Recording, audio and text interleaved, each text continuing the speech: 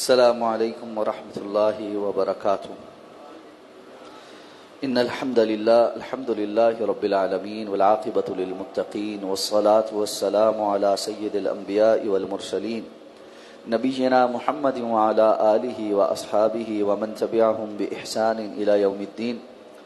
الحمد لله الذي هدانا لهذا وما كنا لنهتدي لولا أن هدانا الله. رب اشرح لي صدري ويسر لي أمري واحلل عقدة من لساني يفقهوا قولي.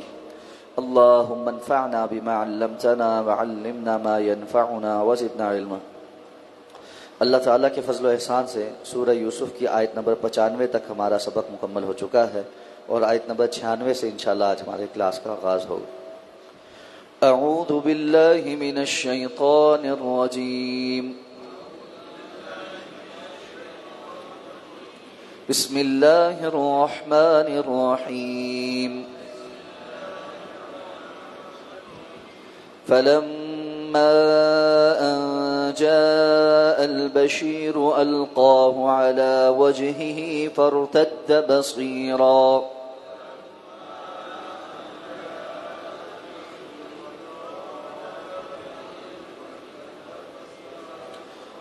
قال ألم أقل لكم إني أعلم من الله ما لا تعلمون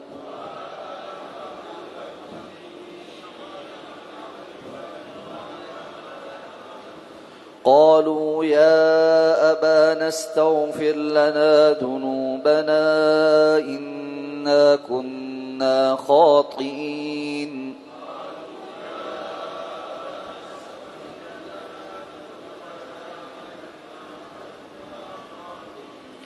قال سوف أستغفر لكم ربي إنه هو الغفور الرحيم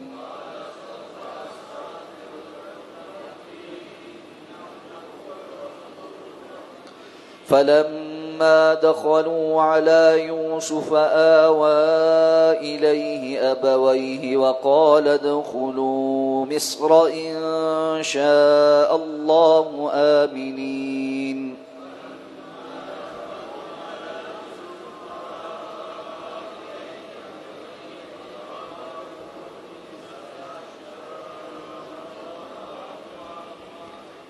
ورفع أبويه على العرش وخروا له سجدا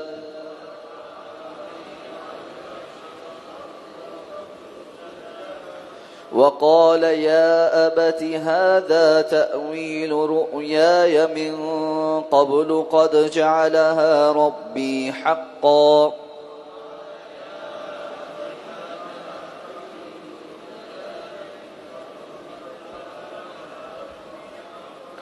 وقد أحسن بي إذ أخرجني من السجن وجاء بكم من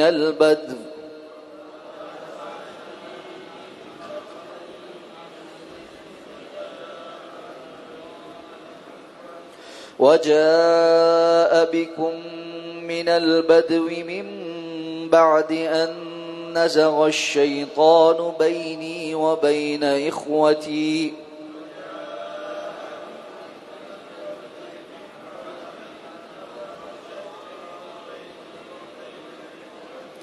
إن ربي لطيف لما يشاء إنه هو العليم الحكيم رب قد آتيتني من الملك وعلمتني من تأويل الأحاديث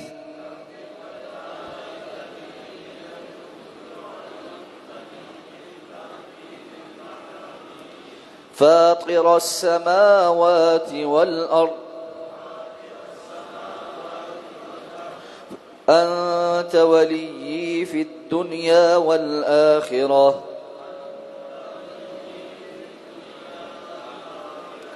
توفني مسلما وألحقني بالصالحين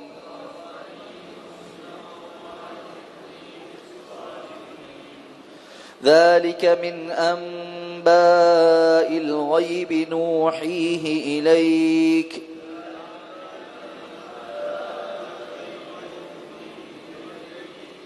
وما كنت لديهم إذ أجمعوا أمرهم وهم يمكرون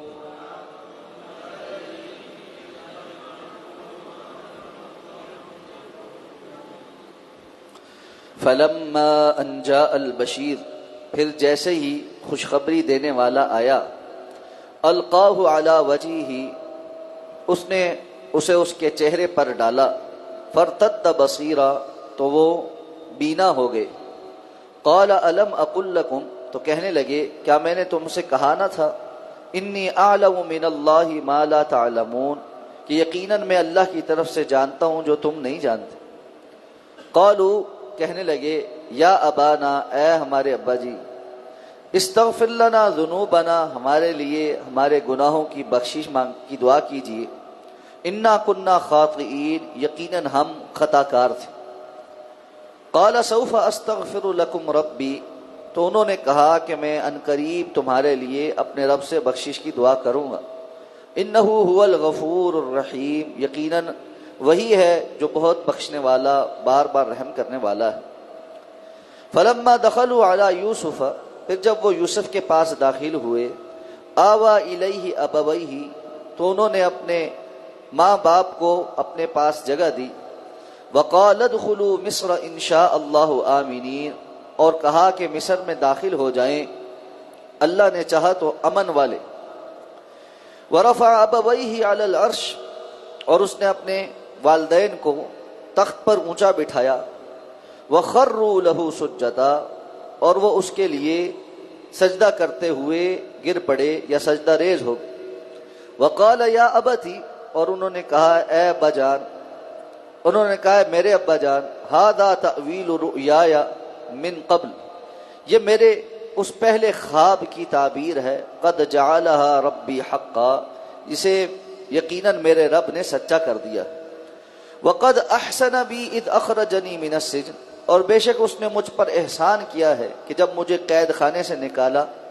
وجاء بکم من البدو، اور آپ کو اور آپ کے ساتھ لوگوں کو صحرا سے یہاں لے آیا۔ من بعد ان نزغ الشیطان بینی وبین اخوتی، بعد اس کے کہ شیطان نے میرے اور میرے بھائیوں کے درمیان تنازع ڈال دیا، جھگڑا ڈال دیا تھا۔ ان ربی لطیف لما یشاء، بے شک میرا رب جو چاہے اس کی باریک تدبیر کرنے والا ہے۔ انہ هو العلیم الحکیم، یقیناً وہ سب کچھ جاننے والا اور بڑی حکمتوں والا ہے۔ رب قد آتیتنی من الملک، اے میرے رب بے شک آپ نے مجھے حکومت میں سے کچھ حصہ دیا ہے۔ وعلمتنی من تأویل الاحادیث، اور باتوں کی اصل حقیقت میں سے کچھ سکھایا ہے۔ فاطر السماوات والارض، آسمانوں اور زمین کو پیدا کرنے والے۔ انت ولی فی الدنیا والآخرہ، دنیا اور آخرت میں تو میرا ولی، میرا مددگار تو ہی ہے۔ توفنی مسلمہ، مجھے مسلم کی حالت میں فوت کرنا۔ والحقنی بالصالحین، اور مجھے نیک لوگوں کے ساتھ ملا دے۔ ذالک من انباء الغیب نوحیہ الیک، یہ غیب کی کچھ خبریں ہیں جو ہم آپ کی طرف وحی کرتے۔ وما کنت لدیہم اذ اجمعوا امرہم وہم یمکرون، اور آپ ان کے پاس نہ تھے جب انہوں نے اپنے کام کا ارادہ کیا اور وہ چھپی ہوئی تدبیر کر رہے تھے۔ وما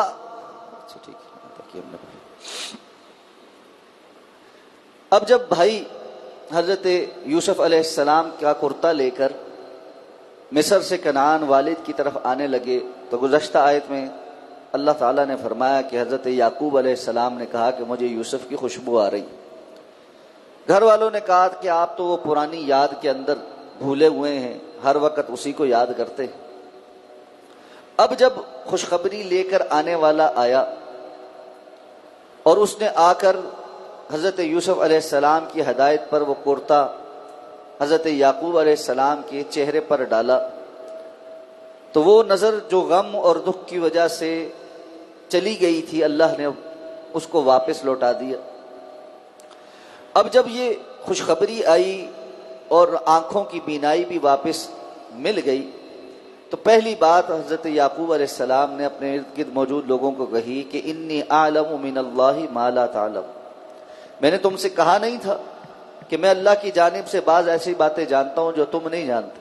تم تو کہتے تھے یوسف کو بھیڑیا کھا گیا، میں کہتا تھا یہ بات صحیح نہیں۔ میں یاد کرتا تھا کہ ضرور کسی دن کوئی خوشخبری آئے گی، تم کہتے تھے آپ کھلی گمراہی کے اندر ہیں اور آپ ایک پرانی بیکار کی بات کو یاد کر کر کے اپنے آپ کو گھلا رہے ہیں اور ہلاکت میں ڈال رہے ہیں۔ تو میرا یہ سب کچھ کہنا اللہ کی طرف سے جو مجھے علم دیا گیا ہے اس کی بنا پر تھا۔ اور اس کے بعد جب حالات مزید واضح ہونے لگے تو سب سے پہلے بھائیوں نے اپنے گناہ کی معافی طلب کی اور کہنے لگے کہ ابا جی ہم خطا کار تھے، آپ سے درخواست یہ ہے کہ آپ اللہ سے ہمارے لیے استغفار کی دعا کریں۔ اس بات کے اندر یہ بات شامل ہے کہ آپ ہمیں خود بھی معاف کر دیں۔ ظاہر بات ہے اگر کوئی بندہ اللہ سے کسی کے لیے معافی کی درخواست کرے گا تو پہلے خود معاف کرے گا، تو اللہ سے درخواست کرے گا کہ یا اللہ اس کو معاف کر دے، یہ اس نے میرا حق مارا تھا۔ یہ تو نہیں ہو سکتا کہ کوئی بندہ کہے یا اللہ میں تو معاف نہیں کرتا، تو معاف کر دے۔ تو اس لیے انہوں نے وہ صیغہ استعمال کیا جو حقیقی ہے، اور یہ بھی کہ اگر یعقوب علیہ السلام معاف کر دیں لیکن اللہ معاف نہ کرے تو کوئی معافی نہیں۔ اس لیے انہوں نے حضرت یعقوب علیہ السلام کو کہا کہ آپ اللہ سے ہمارے لیے استغفار طلب کریں، دعا کریں کہ اللہ ہمیں معاف کر دے، ہم یقیناً غلطی پر تھے، خطا کار تھے۔ یوسف علیہ السلام نے ان کے کہنے سے پہلے ہی ان کو کہہ دیا تھا کہ جاؤ لا تثریب علیکم اليوم یغفر اللہ لکم، اللہ تمہاری بخشش کرے۔ لیکن یعقوب علیہ السلام نے کہا سوف استغفر لکم ربی، میں عنقریب تمہارے لیے اپنے رب سے استغفار طلب کر لوں۔ اس کی بعض علماء نے کچھ حکمتیں بیان کی۔ ایک تو یہ کہ والد ہونے کے ناطے اولاد پر باپ کا جو حق ہوتا ہے وہ بھائیوں سے زیادہ ہوتا ہے۔ یعنی یوسف علیہ السلام کے ساتھ جو کچھ بھائیوں نے کیا وہ بھائیوں کا معاملہ تھا، یعنی بھائیوں نے بھائی کا حق مارا، لیکن باپ کا حق اولاد مارے یہ زیادہ سنگین معاملہ۔ اس لیے یوسف علیہ السلام کے لیے ان کے لیے بخشش کی دعا فوراً کرنا آسان تھی، یعقوب علیہ السلام کی ناراضگی زیادہ شدت کی تھی، اس لیے انہوں نے فوری دعا کرنے کے بجائے کہا کہ مجھے تھوڑا وقت لگے گا، میں تھوڑے عنقریب تمہارے لیے دعا مانگوں گا۔ یہ نہیں کہا میں نہیں مانگتا، ظاہر بات ہے تو وہ بھی اولاد ہے، اس لیے لیکن تھوڑا سا اپنے معاملے کو یعنی دل کے جو زخم تھے ان کو ٹھنڈا ہونے کے لیے کہ تھوڑا سا مجھے وقت لگے گا، یہ الفاظ یہ جھولی اللہ کے سامنے اٹھاتے ہوئے۔ دوسری بات، آواز آ رہی کوئی؟ دوسری بات، حضرت یعقوب علیہ السلام نے اس لیے ان کو یہ کہا کہ ابھی معلوم نہیں تھا کہ یوسف علیہ السلام نے کیا کہا۔ یہ تو بھائی بتا رہے ہیں نا ابھی کہ جی انہوں نے یہ کہا اور ہمیں یہ دیکھ کر بھیجا اور ایسے ہوا، ان کی بات کا تو اعتبار رہ کوئی نہیں گیا تھا۔ تو چونکہ حق تلفی میں یوسف بھی شامل تھے، اس لیے حضرت یعقوب علیہ السلام نے یہ ضروری سمجھا کہ جب تک یوسف علیہ السلام کا موقف نہ پتہ چل جائے کہ بھائیوں کے متعلق ان کا فیصلہ کیا ہے، اس وقت تک میں ان کے لیے درگزر کا معاملہ نہیں کر سکتا۔ وہاں جاؤں پتہ لگے یوسف علیہ السلام تو یہ چاہ رہے ہوں کہ ان کو سزا دی جائے، یا یہ ان کو اللہ رب العزت کے ہاں ان کی پوچھ ہو، اور میں اتنے سالوں کا جو ان کا غم ہے اس کے اوپر ان کو مصر ہو جاؤں کہ نہیں جی میں نے تو ان کے لیے دعا کر دی ہے، ایسے ہے ویسے ہے۔ یہ درست بات نہیں۔ اس سے ایک بات یہ بھی پتہ چلتی ہے کہ ماں باپ اور بڑوں کے یہ ذمے ہیں کہ اگر کوئی دوسرے کی حق تلفی کرے تو اس کو معاف کرنے سے پہلے جس کی حق تلفی ہوئی ہے اس کو مداوا کروائیں یا اس کی رائے بھی جان لیں کہ وہ کیا سوچ رکھتا ہے۔ پہلے ان سے اجازت لے، جس کی حق تلفی ہوئی ہے اس کو راضی کرے اور بعد میں دوسروں کو راضی کرے۔ ہمارے ہاں عموماً دیکھا گیا ہے کہ معاملہ الٹا ہے، جو بیچارہ بات مانتا ہے، جو اچھا ہے، سارا زور اس کے اوپر ہے کہ بس چلو تم تو اچھے ہونا، تم تو بہتر ہونا، تم چھوڑ دو، تم ہمارے لیے چھوڑ دو. ماں باپ بہنوں کو سارا ٹائم، بیٹیوں کو یہ کہتے رہیں گے جی چلو تم بھائیوں کا حق چھوڑ دو، تم تو بچیاں ہونا، تم تو فلاں ہو، تم تو ایسے کر لو، تم تو ہماری بات نہیں ٹالو گی نا، وہ تو چلو نہیں مانتا، وہ تو فلاں خراب. بھائی جو خراب ہے اس کو سمجھاؤ، جو اچھا ہے اس کے اوپر مزید ظلم کرنا اور اس کو یہ باور کروانا کہ اچھائی کی سزا ملتی ہے، یہ در حقیقت ایک اور ظلم ہے. اس سے ظلم پنپتا ہے. جو اچھا ہے وہ بھی سوچے گا میں بھی باغی ہو جاتا اچھا ہوتا، کہ یہ جو باقی باغی ہیں نا یہ سارا کچھ سمیٹ لیتے ہیں، مجھے اچھے ہونے کا کیا ملا. اس لیے یعقوب علیہ السلام کی یہ حکمت تھی کہ انہوں نے یہ نہیں کہا کہ بس ٹھیک ہے میں تمہیں معاف کر دوں. نہیں، پہلے پتہ تو لگے کہ جس کے ساتھ زیادتی ہوئی ہے وہ کیا کہتا ہے، پھر میں یہ دعا کر دوں گا. چلو میری اپنی ذات کی حد تک بات ہے تو اس کا اندیا دے دیا کہ سوف استغفر لکم رب، کہ میری بات تو ختم ہو جائے گی لیکن ابھی ایک مرحلہ رہتا ہے.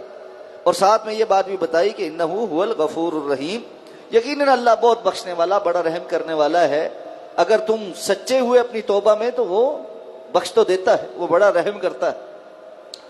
اب جب یہ سارا گھرانہ وہاں پہنچا تو آیات کا جو منظر نامہ اس سے پتہ چلتا ہے کہ یوسف علیہ السلام نے مصر سے باہر نکل کے اپنے عمائدین کے ساتھ بڑا ایک استقبال کا ماحول بنایا، اور اپنے والدین اور اپنے خانوادے کا باہر نکل کر ایک بڑا استقبال کی. اور وہاں پر کہا کہ وقال ادخلوا مصر ان شاء اللہ آمینین، آپ انشاءاللہ بڑے امن کے ساتھ اب اس شہر مصر میں داخل ہو جائیں. اب آپ کی جو پریشانیاں تھیں، اولاد کے بچھڑنے کا غم، میرے بھائی کے بچھڑنے کا غم، قحط سالی اور دنیا کے دیگر معاملات اور دیگر پریشانیاں، وہ ساری یہاں امن والی جگہ ہے، اللہ نے بڑا فضل فرمایا ہوا ہے، آپ کی ساری وہ پریشانیاں ختم ہو گئیں. آج آپ یہاں پر میرے پاس بڑے اکرام کے ساتھ اس شہر میں داخل ہوئی. اب جب داخل ہوئے تو ورفع ابویہ علی العرش، اپنا ان کا جو ایک اونچا دفتر یا آپ یہ کہہ لیں کہ تخت تھا جہاں وہ بیٹھا کرتے تھے، وہاں اپنے ساتھ والدین کو بٹھایا. یہاں اللہ رب العزت نے ورفع ابویہ کہا ہے، ماں اور باپ دونوں.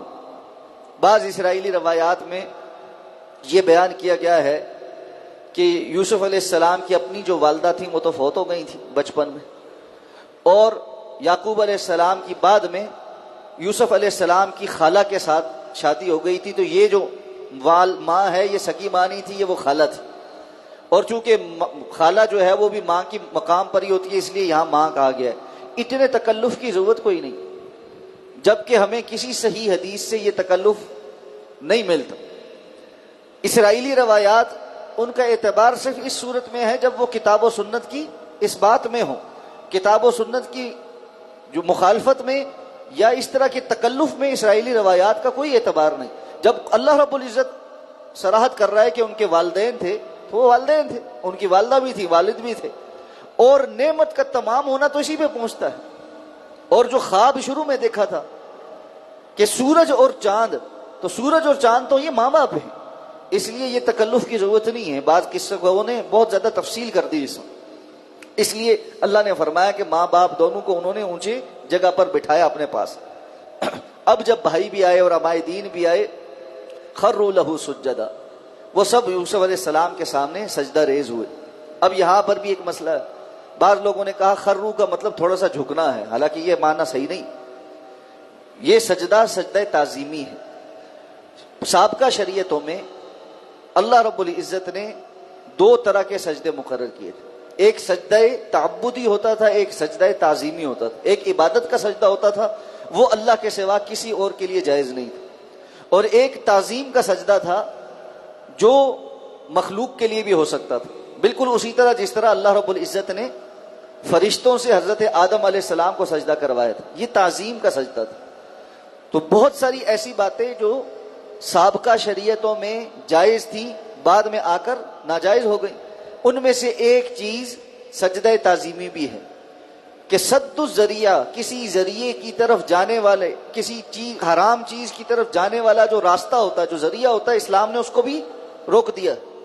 تو شرک کی جانب مائل کرنے والے راستوں میں سے ایک راستہ یہ بھی تھا کہ لوگ سجدہ تعظیمی سے بڑھتے بڑھتے پھر سجدہ تعبدی بھی کرتے تھے. تو اس وجہ سے اسلام نے رسول اللہ صلی اللہ علیہ وسلم کی شریعت میں اس کو حرام قرار دے دیا۔ صحیح سند کی حدیث میں حضرت معاذ بن جبل رضی اللہ تعالیٰ عنہ کی وہ حدیث ہے کہ جب آپ صلی اللہ علیہ وسلم نے ان کو شام کی طرف اسلام کی دعوت دینے کے لیے بھیجا تو حضرت معاذ واپس آئے اور انہوں نے آ کر اللہ کے رسول صلی اللہ علیہ وسلم کے سامنے مجلس میں آتے ساتھ سجدہ کیا۔ اللہ کے رسول صلی اللہ علیہ وسلم نے فرمایا ما ھذا یا معاذ، معاذ یہ کیا؟ انہوں نے کہا اللہ کے رسول میں شام گیا، میں نے وہاں کے عیسائیوں کو دیکھا کہ وہ اپنے راہبوں کے سامنے سجدہ کرتے، تو میں نے کہا کہ اگر یہ بات ہے تو تعظیم میں آپ سب سے زیادہ لائق ہیں، تو ہم آپ کو سجدہ کریں۔ آپ صلی اللہ علیہ وسلم نے فرمایا کہ ایسا نہ کرو، اگر کسی کو تعظیماً سجدہ کرنے کی اجازت ہوتی تو میں بیویوں کو حکم دیتا کہ وہ اپنے شوہروں کو سجدہ کریں، لیکن اللہ رب العزت نے اب اس کو حرام قرار دے دی، اس لیے اب تعظیمی سجدہ بھی نہیں۔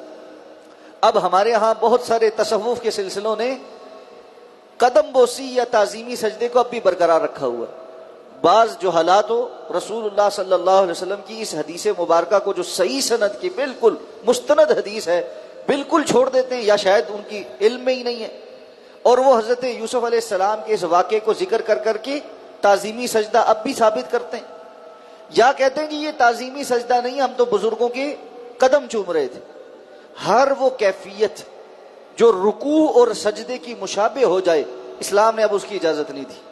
کسی کے سامنے اس طرح جھکنا جیسے چائنیز جھکتے ہیں ایسے کر کے، بالکل یہ رکوع کے مشابہ ہے، یہ بھی حرام ہے۔ اور کسی کی قدم بوسی کے نام پر یا قبر کی چوکھٹ بوسی کے نام پر اس طرح جھک جانا کہ پورا سجدہ ہو جائے، اس کی اسلام نے اجازت نہیں دی، اب یہ حرام ہے اور شرک سے مشابہت ہے، اس لیے اللہ رب العزت نے اب اس کی گنجائش نہیں چھوڑی۔ لیکن چونکہ اس وقت جائز تھا تو خروا لہ سجدا، وہ سارے سجدے میں پڑ گئے۔ قال یا ابتی ھذا تأویل الرؤیا، یہ وہ جو پرانا خواب ہے اللہ نے آج اس کی جو تعویل دکھا دی، یہ پورا ہو گیا۔ وہ خواب سچا خواب تھا، اللہ نے آج اس کو پورا کر دیا۔ کتنے سال لگے واللہ اعلم، کتنے امتحان ہو گئے، کتنی آزمائش ہو گئی، لیکن یوسف علیہ السلام کا انداز دیکھیں۔ مومن وہ ہوتا ہے جو آزمائش کے ختم ہو جانے پر اللہ کے احسانوں کو یاد رکھتا ہے، شکوے اور دکھڑے نہیں کھول کے بیٹھ جاتا۔ وقد احسن بی اذ اخرجنی من السجن، اور اللہ نے مجھ پر احسان کیا جب مجھے جیل سے باہر نکال دیا۔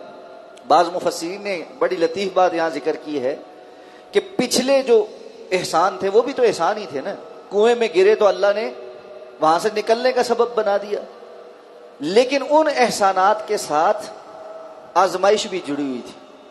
تو حضرت یوسف علیہ السلام نے اللہ کے ان احسانوں کا تذکرہ شروع کیا جہاں سے آزمائش ختم ہو گئی، یعنی اللہ کو کی طرف بھی یہ بات منسوب نہیں کی کہ اللہ وہ احسان تو ہوا لیکن ساتھ یہ ہوا، وہ ہوا ساتھ یہ ہوا، نہیں، جہاں سے سب آزمائشیں ختم ہونا شروع ہوئی وہاں سے تذکرہ شروع کی۔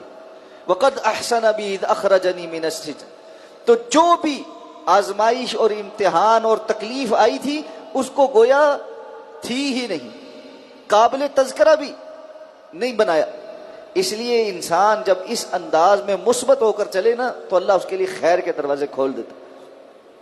تو ساتھ فرمایا اور اللہ تعالیٰ آپ کو بھی وہاں اس دیہات سے، اس بدو سے اٹھا کر یہاں لے آیا، ایک بالکل چھوٹے سے قصبے سے اٹھ کر اللہ نے یہاں اس شہر کے اندر ایک بڑی عزت کا مقام عطا فرما دیا، ہم سب اکٹھے ہو گئے۔ اور یہ بھی کہ اللہ نے وہ جو ایک اختلاف میرے اور میرے بھائیوں کے درمیان شیطان نے ڈال دیا تھا وہ بھی زائل کر دی۔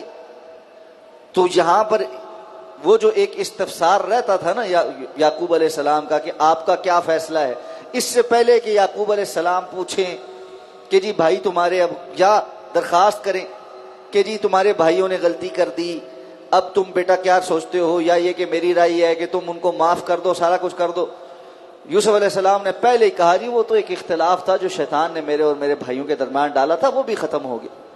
یہ ہے کمال وسعت کا مظاہرہ کہ والد کو امتحان میں ہی نہیں ڈالا کہ وہ یہ کہے کہ جی میری یہ خواہش ہے اور تم ایسا کرو۔ اولاد اپنے ماں باپ کے جو حق ادا کر سکتی ہے اس میں سے ایک حق یہ بھی ہے، ایک انداز یہ بھی ہے۔ کتنے بچے ہیں جن کو یہ پتہ ہوتا ہے کہ ہمارے والدین کی خواہش یہ ہے، اور وہ اس خواہش کو پورا کرنے پر قادر بھی ہوتے ہیں، لیکن اس بات پہ اڑے ہوئے ہوتے ہیں چلو ہمیں کہیں تو صحیح نا جی، ان کو احساس تو ہونا جی، فلاں تو ہونا۔ ماں باپ کے مقام اور مرتبے کا تقاضا یہ ہے کہ انسان ان کی اس خواہش کا احترام، اگر پتہ لگ گیا یہ خواہش ہے تو اس کو پورا کرنے پر لگ جائے، بجائے اس کے کہ ان کی زبان پر وہ آئے بات اور وہ اس میں ہچکچاہٹ محسوس کریں یا اس میں درخواست کرتے پھریں۔ یہ ان کے مقام نہیں ہے کہ آپ ان سے درخواستیں کراتے پھریں، مقام یہ ہے کہ آپ سمجھ گئے ہیں کہ ان کی خواہش یہ ہے تو بس بات پہلے سے پوری ہو جائے۔ اور یہ کر کے دیکھیں، اللہ کی قسم، ان کی دل سے اور زبان سے جو دعائیں نکلتی ہیں، وہ جو ہم ہر ایک کو کہتے پھرتے نا جی بڑے حالات خراب ہیں تو دعا کرے ساڑھے ہستے، کسی پیر، کسی بابے، کسی حضور، کسی نیک اور آدمی کی دعا کی ضرورت نہیں رہ جائے گی۔ یہ ماں باپ کی جو دعا ہے نا، بڑی قیمتی دعا ہے۔ اگر یہ موقع نصیب ہو جائے اور یہ سمجھ آ جائے کہ اس معاملے میں ماں باپ کی یہ خواہش ہے، بس اس خواہش کا احترام کر، اس کا احترام کرنے پر اللہ آپ کو جو کچھ عطا فرمائے گا، شاید زندگی میں باقی کسی اور چیز پر آپ کو وہ چیز نصیب نہ ہو۔ میں اکثر تحدیث نعمت کے طور پر یہ بات ذکر کر دیتا ہوں، اور اس لیے کہ انسان کو پریکٹیکل بات جب پتہ لگتی ہے نا تو دل زیادہ مطمئن ہو جاتا ہے۔ شاید پہلے بھی ذکر کیا تھا ایک مرتبہ آپ کے ساتھ، میری والدہ کی بڑی خواہش تھی کہ میں سعودی عرب جا کر پڑھوں، داخلے بھیجے، وہ 9/11 کے بعد کے واقعات، بڑا عرصہ لگتا تھا داخلہ آنے میں، ٹائم بڑا لگ جاتا تھا، تو FSC کے بعد داخلہ بھیجا، وہ کاغذی پروسیس ہوتے ہوتے ہوتے میں انٹرنیشنل اسلامک یونیورسٹی چلا گیا، میں نے 2 سال عربی پڑھی، بلکہ 2 سال تو نہیں ہوتی تھی، 1 سال، کیونکہ وہ 3 سیمسٹر ہوتے تھے، تیسرا سیمسٹر سمر میں پورا ہو جاتا تھا۔ پھر اس کے بعد اصول الدین میں چلا گیا، اصول الدین کے بھی میرے پہلے 3 سال مکمل ہو گئے، آخری سال باقی تھا، 2 سیمسٹر صرف BA کے، تو میرا داخلہ آ گیا۔ اب ہر بندہ جو فیلڈ کا ہے، جو جانتا ہے، بڑے بھی سارے مجھے کہنے لگے کہ بھائی تم نہ جاؤ، اس لیے کہ وہاں جا کر مزید 2 سال پہلے لینگویج پڑھو گے، پھر 4 سال کا BA کرو گے، 6 سال لگاؤ گے، یہاں 1 سال میں BA کمپلیٹ ہو رہا ہے، 6 سال کے بعد جو BA کی ڈگری ملنی ہے وہ 1 سال کے بعد ملنی، سمجھ آ رہی ہے؟ کمپیریزن بالکل 2 + 2 4 ہے۔ یہ ساری باتیں میں نے سمجھ لی، میں نے کہا جی ٹھیک ہے۔ گھر آیا، میں والدہ کے پاس بیٹھا، میں نے کہا جی، وہ بڑی خوش تھی میرا داخلہ آ گیا۔ میں نے ان کو کہا جی یہ صورتحال ہے اور یہ بلا وجہ کے 5 سال ضائع ہو جائیں گے۔ کہنے لگی یہ ساری باتیں ایک طرف ہے، میرا دل بڑا ہے کہ تو سعودیہ ایک دفعہ چلا جائے، کچھ عرصہ پڑا ہوا، میرا دل بڑا ہے کہ تم جو ہے نا وہاں، بس تم وہاں کے علماء کے پاس کچھ عرصہ بیٹھ۔ میں کہ جی اچھا، پھر آپ کی خواہش پہ جا رہا ہوں، باقی کوئی دنیا کا کوئی معاملہ نہیں ہے۔ کہنے لگی ٹھیک ہے، بس تم چل جاؤ، اللہ تمہیں ضائع نہیں کرے۔ میں چلا گیا۔ اچھا وہاں گیا اور میں نے خیر الحمدللہ، کیونکہ عربی یہاں پڑھی ہوئی تھی، جا کے ٹیسٹ دیا، پہلے 2 سیمسٹر ایگزیمٹ ہو گئے، اور 2 سال کا وہ جو لینگویج کا کورس تھا وہ الحمدللہ 1 سال میں پورا اپنی جو گروپ تھا اس میں بہت ہی اچھے نمبرز کے ساتھ A+ گریڈ کے ساتھ کمپلیٹ کر کے میں واپس آ گیا۔ یہاں سے 2 سیمسٹر کی چھٹی ملی تھی، والدہ سے بات ہو گئی، انہوں نے کہا جی اچھا ٹھیک ہے، تم نے یہ کمپلیٹ کر لیا، تم یہاں کنٹینیو کر لو، اور میں جو ہے نا وہ واپس نہیں گیا دوبارہ۔ تو 1 سال میں وہ 2 سال کا میرا کورس بھی پورا ہو گیا، میں واپس بھی آ گیا، پھر اگلے سال میں نے یہ الحمدللہ BA آنرز کمپلیٹ کر لیا، پھر ماسٹرز وغیرہ میں چلا گیا۔ لیکن آخری جو بات بتا رہا ہوں، آج تک اللہ رب العزت نے ڈگریوں کے اوپر جو جاب کرنے سے پیسے ملتے ہیں نا، جتنے پیسے اور جتنی اچھی جاب مجھے اس 1 سال کی وجہ سے دی ہے، باقی سارے اپنی 20 سال کی پڑھائی کی وجہ سے نہیں دی۔ یہ ہوتا ہے اللہ کا عوض۔ اس لیے اپنے بزرگوں کی جو خواہشیں ہیں ان کا احترام کرنا سیکھیں۔ ہماری نوجوان نسل نے اس معاملے میں بہت باغی ہو گئی، بس جی ہماری بھی تو کوئی خواہش ہے، کیا ہم انسان نہیں؟ کیا ہماری کوئی خواہش نہیں؟ کیا ہم نے کچھ نہیں کرنا؟ ٹھیک ہے جی، پھر اپنی پوری کرتے پھرتے ہیں، اور تھوڑے دنوں کے بعد پتہ لگتا ہے جس گڑھے میں گرے ہوئے ہیں وہاں خیر نام کی کوئی چیز ہی نہیں۔